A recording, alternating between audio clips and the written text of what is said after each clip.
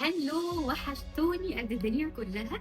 طبعا كالعاده بحب قوي ان انا ارغي مع الكلاينت علشان اعرف منها عرفتنا ازاي، شغلنا بيعجبها ولا لا، هل عملت عندنا قبل كده، طب الحواجب كان اخبارها ايه، طب ايه اللي خليك تجيلنا تاني، معنى ان هي جت لنا تاني وتالت ورابع وعاشر يبقى شغلنا غير.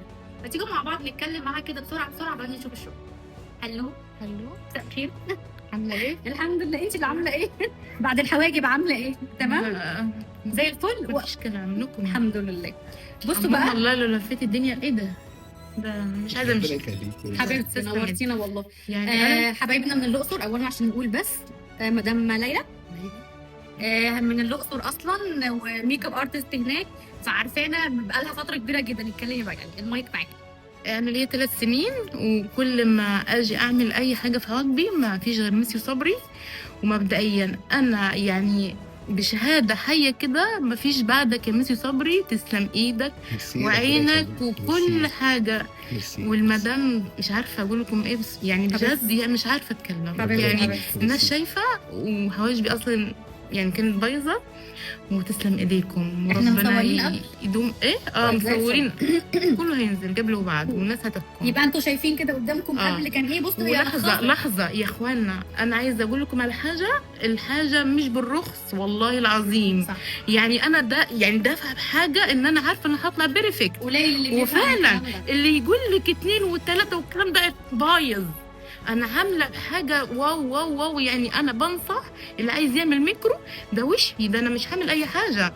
يعني ده انا ميسي صبري انت خد 10,000 يعني ما نو كومنت. لا، والله مش قوي العظيم كده، كل تستاهل، كده. والله تستاهل. كتير مش هناخد منك ده كتير تستاهل قوي. ومحبه الناس، يعني الناس كلها بتحبك عامه والله العظيم. وهستناك في البيوتي سنتر بتاعي، إن ليلى شاء بيوتي الله سنتر يا المنشيه امام المول الذهبي. ميسي صبري ان شاء الله قريبا هعمل لك احلى، يعني هتشوف مفاجأة عن قريبا. ميسي صبري في الأقصر في بيوتي سنتر ليلى. ميرسي. ميرسي.